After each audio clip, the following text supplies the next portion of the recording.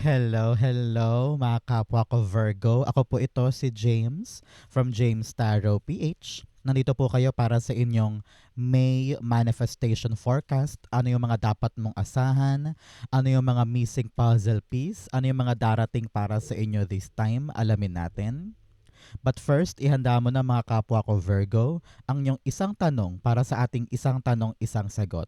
Mabilisan lang yan, mamaya hawakan mo yung question mo at sasagutin po natin yan. Okay? Let's begin. Holy Spirit, Spirit Guides, bigay po natin kay Virgo ang mga mensaheng dapat nilang malaman. Inhale and exhale. Your current energy, you have beautiful. Siya nga pala mga mahal kong Virgo, maraming salamat po sa lahat po ng mga nagla-like, nagko-comment at patuloy pong sumusuporta sa atin at hindi nag-i-skip ng ads. Yan lang po talaga yung makakatulong sa atin every time po na meron tayong libreng reading para sa inyo. So, thank you po. Keep on liking, keep on commenting, and thank you po for not skipping the ads. Maraming salamat po. So, in the background of your reading, meron kang the Ace of Pentacles. Alam ko, Virgo, na ikaw ay talagang nagdarasal, humihiling ng, sabi mo, God, please, one chance, please po, isang pagkakataon ibigay mo sa akin, isang magandang pintuan or trabaho man lang or pagkakakitaan nang sa ganon maging stable, maging maayos. Some of you are manifesting for a job, manifesting na maipundar na yung negosyo or mabayaran, no? Naghihintay ka ng pera, naghihintay ka ng kaukulang pondo nang sa ganon maigawa mo na yung mga balak mong gawin. And you've been waiting for this, no? Pinapayuhan ka ng yung spirit guides Virgo na patuloy kang maging bukas, patuloy kang maging open sa blessing na ito dahil what you believe and what you want, you attract. Okay? Kung ano man ang gusto mo, kung ano man ang isipin mo, kung ano man ang pangarapin mo, maa-attract mo yan kung maniniwala ka. Because that is one of the biggest factor para talagang dumating ang ating manifestation. Money is coming in. Job is coming in. The opportunity is coming in. Very good for all of us. Okay? Especially in your current energy, you have the Seven of Swords. Alam mo, yung iba sa inyo parang umiiwas doon sa isang bagay. Parang ayaw mo munang asikasuhin or medyo may tampo ka ba or meron kang parang disappointment about someone or something na inasahan mo na magbibigay sa'yo sana ng isang pagkakataon or opportunity and parang hindi sila nakadeliver sa pinangako nila o sa inasahan mo sa kanila. Kaya ngayon parang medyo napaso yung puso mo or napaso ka doon sa inasahan mo na yon, parang super disappointed ka. Kaya ngayon pag merong alok, pag merong pinapangako, parang super ilag ka and ayaw mong umasa agad-agad, 'di ba? Kasi nga nadapa ka na before, nasaktan ka na before. But here, sabi dito this month, ngayong buong Mayo, parang in order for us to get what we really want, dapat daw tayo ay mag-isip ng makabagong strategy. Sabi dito, kung ano man daw yung ginagamit mo dati, kung ano man daw yung ginagawa mo dati, para bagang hindi na siya applicable. Kailangan mo daw makaisip ng makabagong paraan na talagang uniquely yours, na alam mong kapag ikaw ang gumawa, mapapansin at talagang magkakaroon ng kakaibang bunga kumpara before. Clarify natin to. Seven of Swords, the full card. Okay. Sabi dito ng yung spirit guides, this time around, yes, dun sa bagong gagawin mo, dapat daw makabago, no? Madiskarteng tawag dito na hindi na outdated. Kailangan daw nag-upgrade ka, makabago, napapanahon, mga ganyan. And pinapayuhan ka dito Virgo na isikreto mo muna yan. Huwag mo munang ipamalita, okay? Kung ano man yung gagawin mo, kung ano man yung plano mo, especially sa isang bagong opportunity, do not broadcast this good opportunity to many people. Siguro napatunayan mo na 'to. Maraming tao sa buhay natin ang talaga namang magaling mang-jinx or talagang ayaw tayong manalo sa buhay. Kaya saka mo na lang i-broadcast 'yan 'pag okay na, kapag nakatulay ka na or successful na. Pero keep it to yourself. Do not share this beautiful blessing to other people right away. Okay? Nang sa ganon, walang aberya, walang pakialamera, at walang negative energy. Okay? So, Virgo, since ito ay manifestation reading, so isulat mo na sa ating comment section yung mga minamanifest mo, panahon na ito, mag-manifest na tayo para sa mga bagay na gusto nating maganap this May. Comment down below, it will happen to you. Okay? In the area of what's blocking, ano po yung humaharang sa ating mga manifestation? No? You have the Three of Swords. Yung bagang sunod-sunod na disappointment in the past ang humaharang sa'yo para totally yakapin itong bagong pagkakataon. Sabi dito ng yung spirit guides, sobra-sobra na yung pagkadala mo. Talagang sabi mo, ayoko nang maulit yon, ayoko nang sapitin pa yon, ayoko nang iyakan yan, ayoko nang maranasan ulit yan. Yun ang dahilan kung bakit parang yung mga bagong bagay o yung minamanifest mo, nahihirapan pumasok. Maybe because meron ka pang negative energy at hindi ka pa makalaya sa mga nangyari in the past. So pinapayuhan ka, Virgo, na palayain mo na ang sarili mo. Okay? Kung ano man yan, sa love life man yan, sa negosyo dati, sa trabaho dati, sa mga pangarap mo noon na nauwi sa wala, you need to let it go. Why? Kasi hanggat kumakapit ka doon, nahihirapan pumasok yung totoong minanifest mo. Okay? Kapag totally masakit na at parang hirap ka na, you need to let go. Because that is the only way para gumaan ang buhay mo at dumating talaga yung para sa'yo. Okay? Three of Swords, the Knight of Wands. Yes, ngayon kailangan daw maging excited ka sa mga bagong bagay. It's all about you na takot sumubok, takot mag-try, takot mag-experience or mag-explore. Yan. Kulang ka sa sigasig, kulang ka sa passion. Well, I understand na nanggaling ka sa isang masakit na panahon or masakit na experience. Pero sabi dito, dahil daw doon sa mga painful na yan, hindi mo na-enjoy yung buhay. Hindi mo nakikita yung ganda or promise ng mga bagong pagkakataon. So pinapayuhan ka dito to really bury the past and move on and just be excited and be anticipatory para sa mga bagong bagay. Kasi yung mga bagong bagay ang tunay na magdudulot sa'yo ng tagumpay, hindi yung nanggaling sa past. 'Di ba? So be excited, just enjoy your life this time. Ramdam ko dito na kapag nagsimula ka ulit mag-enjoy at tinanamnam mo ulit yung mga magandang bagay, unti-unti kang makaka-move on from the past at makikita mo na kung ano talaga yung dulot sa'yo ng mga bagong bagay. Okay? So, para mabasag itong mga blockages na to, Virgo, ilapag mo sa ating comment section ang lucky number mo. Kung anong special number sa'yo, i-comment mo yan para ma-activate yung good news sa reading natin for you. Okay? In the area of what you need to do this time, you have the Page of Pentacles. Sabi dito, kapag may dumarating na opportunity, ito ngayon, binigay sa'yo, ito hawak-hawak mo na, di ba? Sabi dito, huwag ka masyadong mag-alala. Huwag ka masyadong mag-worry, mag-overanalyze, huwag ka masyadong maging super analytical. Naku, ganyan tayo mga Virgo. We're very analytical, we're very into the details, to the point na parati tayong stress. Parati tayong parang laging may doomsday na inaabangan kahit wala naman, di ba? So sabi dito, aralin mo lang, i-prioritize mo lang kung ano darating dito and enjoyin mo yung pagkakataon. Panahon to para mag-explore, para busisiin, para kilalaning mabuti kung ano man tong dumarating na ito. Kasi kapag kinilala mo mabuti in a lighter way, itong bagong darating, gaganahan ka, may excite ka na parang, wow, every day is a learning curve. Every day is an opportunity for me to be better, to be bolder, to be wiser pagdating sa bagay na ito. 'Di ba? So, wag mong katakutan. Try mo lang. Subukan mo lang and enjoy it because you will see in the process of this, gagaan, gaganda at mag-e-enjoy ka ng super super. Okay? Page of Pentacles, the Seven of Pentacles.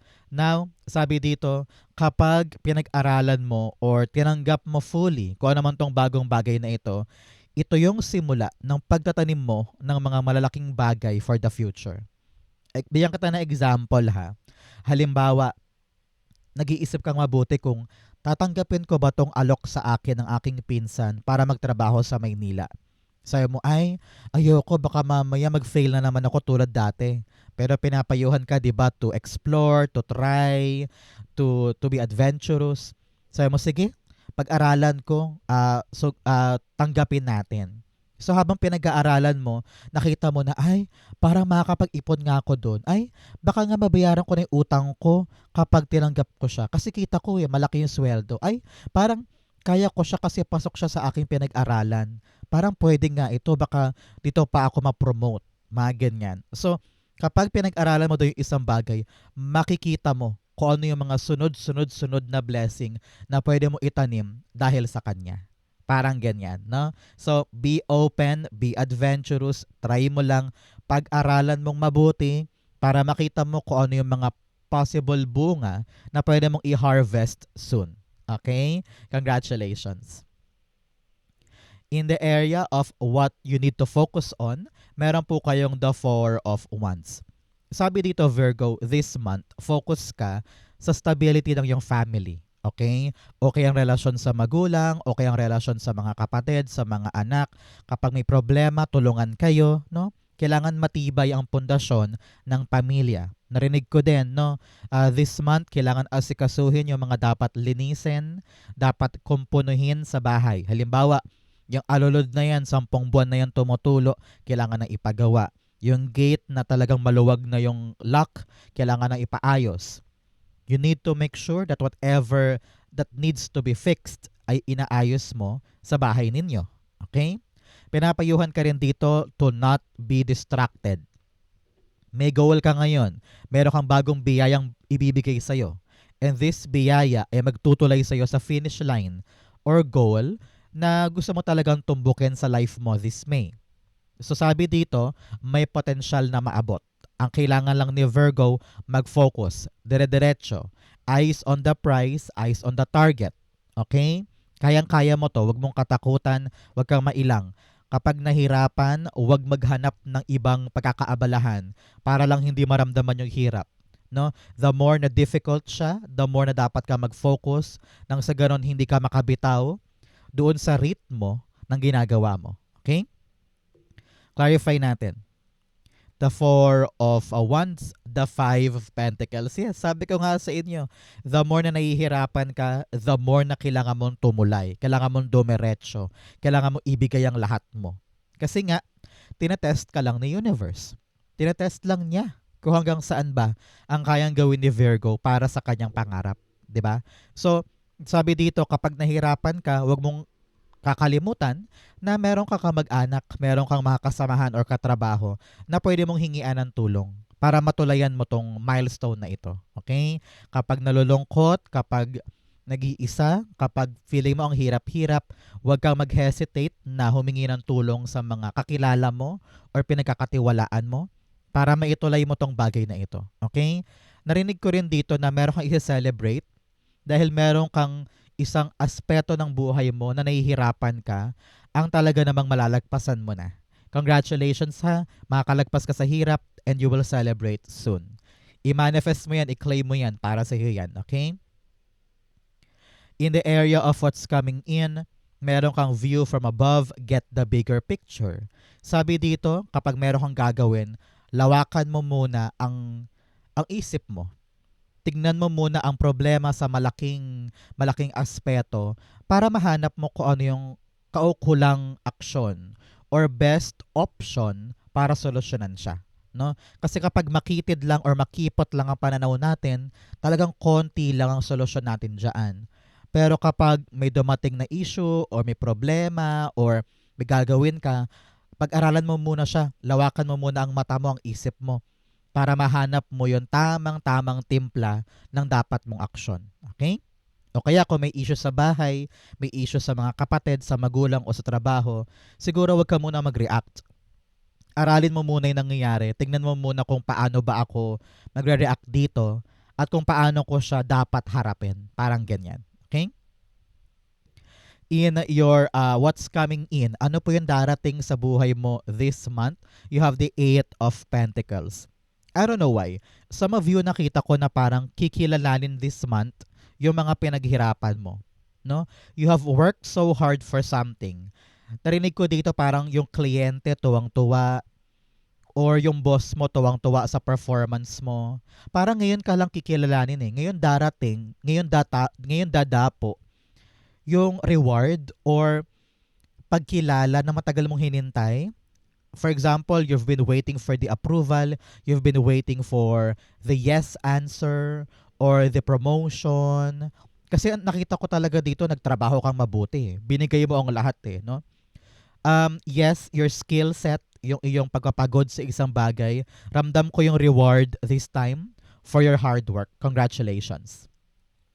The Eight of Pentacles, the Temperance card. Yes, nagpasensya ka, talagang nagtiyaga ka, lahat binigay mo, dinaanan mo yung proseso, hindi ka nag-shortcut, kahit puyat, kahit pagod, kahit nahihirapan, you gave your all.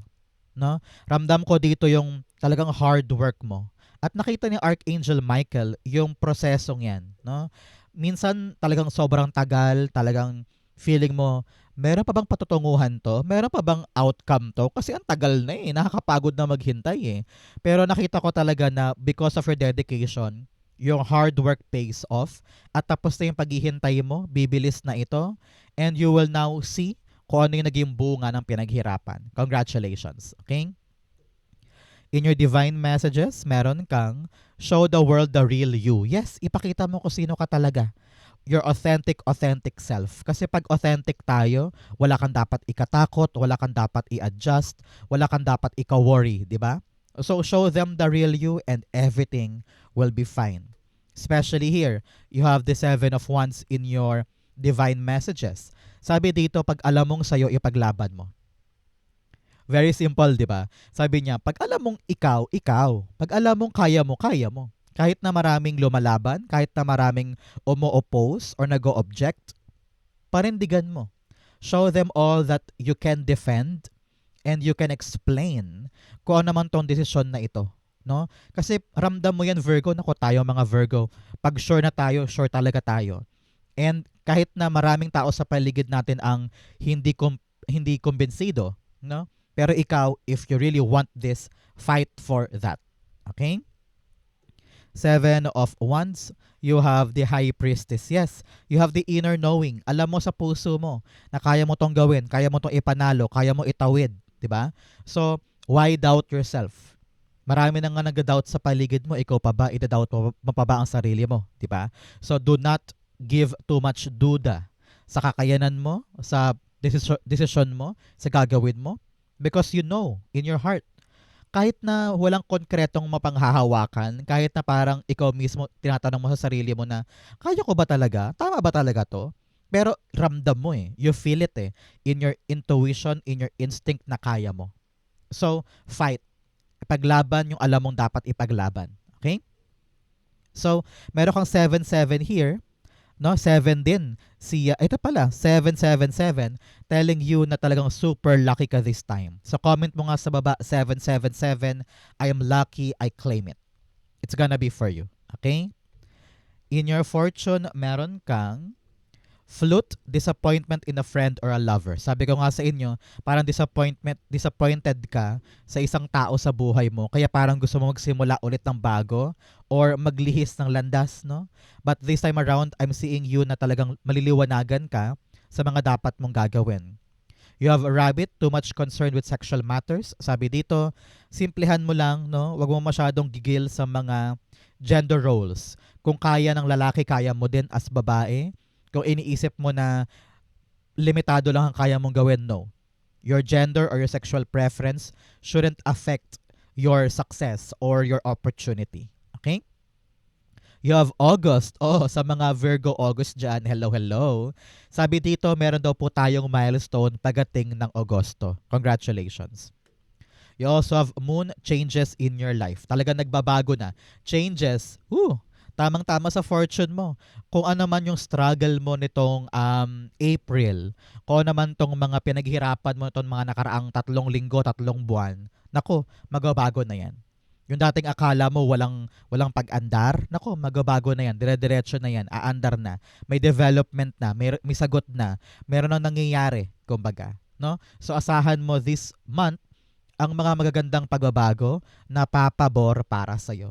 Hindi mo to aasahan, hindi mo to mapipigilan, hindi mo to makokontrol, but these changes ay pabor sa'yo. You will see na yes, nagbago din, yes, nakuha ko din. Parang ganyan. Okay? Tower card, the Hanged Man. Yes, mula po sa pagkaantala, mula po sa mga pagkahinto or talagang stuck ka in the past, asahan mo sa fortune area mo this month, aandar na yan, maliliwanagan ka na parang, gets ko na, kaya nagtagal. Gets ko na kung bakit ako nahinto. Gets ko na kung ano yung nangyari. Kaya ngayon, kung ano man yung mga changes, may implement mo na kung ano yung mga lessons na natutunan mo. And moving forward, wala nang delay. Congratulations po. Okay? In your near future, ano ang nasa dako paraon sa future ni Virgo? You have the King of Pentacles. Tingnan mo naman, yung inabot sa'yo ngayon at pinagkaloob sa'yo ni God ngayon na opportunity, ayan o, hawak-hawak mo at malago na siya. Matibay na, solid na, secured na. No? At nakaupo ka sa yung position of power, enjoying the fruit of your labor, enjoying the benefits ng mga isinugal mo sa unang pagkakataon na ito. No? Talagang sabi, worth the risk itong bagong simula. Talagang sabi mo, i-risk ko na to, ilalaban ko na to, boom. Tumubo, tumibay, lumago sa kamay mo. Very, very successful itong opportunity na to in the near future. At sigurado ka na ito talaga yung para sa'yo at hindi ka nawawaglit para asikasuhin siya. Congratulations. King of Pentacles, the Judgment card. Yes, there's this realization na God, yes, now I understand. Ito pala talaga yung para sa akin. Na yung mga signs all along, it led me para sa bagay na ito. No? Gising na gising ka na. This is all about a rebirth. Parang bagong buhay, bagong pag-asa, bagong kinabukasan for you na ibang-iba sa pinagdaanan mo noon. Parang ramdam ko dito yung parang, ay, kaginhawaan, nakapasa, nakatapos, nakalagpas, parang ganyan. And you are now enjoying the happy life na dulot ng opportunity na pinapasok mo. Congratulations. Okay? So, yung kulang or missing puzzle piece at hindi mo ina-expect na dapat mong magawa this time in order for your manifestation to come in, the Hermit card. Tayo to, Virgo. Pag lumalabas tayo sa ating reading, ibig sabihin, napaka-powerful natin ngayong Mayo. Okay? So, the Hermit card's all about you asking yourself, ano ba talaga ang gusto ko? Gusto ko ba talaga yan? Tatanggapin ko ba yan sa buhay ko? Ano ba yung purpose ko? Ano ba talaga yung pangarap ko for the next 5 years? Saan ko balak dalhin ang buhay ko? Dapat daw malinaw sa iyo yan, Virgo, para hindi tayo paiba-iba or urong-sulong or atras-abante. It's all about you knowing what you want, knowing what you need, and knowing kung ano yung hindi na para sa'yo. No? Pinapayuhan ka rin dito na yung mga sagot sa tanong mo, nasa sayo lang yan. Alam mo yan. No? So, dig deep. Some of you parang kinakailangan na to go out, explore the nature, magbakasyon ka, magmuni-muni ka, para lumiwanag ang isip mo at makita mo kung ano yung tamang sagot sa lahat ng mga tanong mo. Hermit card, the Lover's card. Okay, some of you naghahanap ng pag-ibig. Meron sa inyo, deep down ay talagang, ang tawag dito, yung hopeless romantic, ganyan. And naghahanap ka talaga ng lovey-dovey. Pero sabi dito, mahanap mo siya. Okay, mahanap mo siya. Pero in God's perfect time, especially meron tayong Temperance card here. So, pagkatiwalaan lang si God sa mga hinihiling mo pagdating sa love life.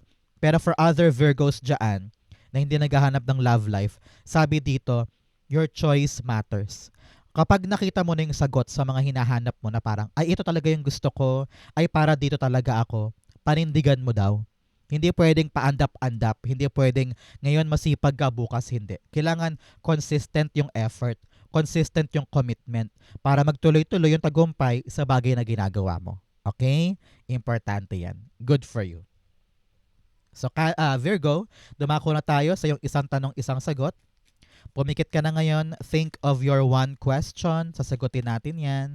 Inhale and exhale the answer. Ayan, tumilapon. Kunin natin. Three of Pentacles, the King of Pentacles, the King of Wands rather, and the Lovers. At the bottom, you have the Knight of Wands. Meron kang isang opportunity na parang gusto mong subukan, gusto mong itry, pero you don't know what to do. Sabi dito ng yung spirit guides, you need to be brave this time. Kung talagang mahal mo to, mahalaga sa'yo to, panindigan mo, mahalin mo, piliin mo. Because your choice will determine kung paano mo yayakapin itong bagay na ito. Sabi, may mga taong makakatulong sa'yo. Hindi ka nag-iisa sa laban na ito. So, huwag kang matakot. Okay? The right people will arrive to help you, guide you, accompany you, or pagaanin yung sitwasyon na patulay sa gusto mo. No? Very exciting daw tong opportunity na ito eh. At parang ramdam mo sa puso mo na kaya ko to, gusto ko to eh, para sa akin to eh. Alam ko I'm gonna be in my element. I will excel on this one. So be brave.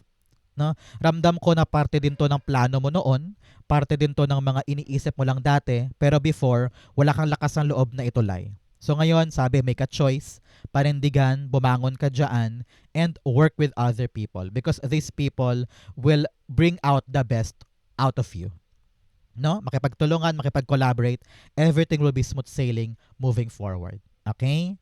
So Virgo, yan po ang inyong isang tanong, isang sagot. Ganon din po ang inyong May manifestation and what to expect this month. Sana po yung nakaresonate kayo. Comment down below. Babasahin ko po yan. Thank you Holy Spirit, Spirit Guides for the clarity and messages na dapat malaman ng mga kapwa ko Virgo this month. Thank you po for watching hanggang dulo. I love you. This has been James for James Tarot PH. God bless everybody.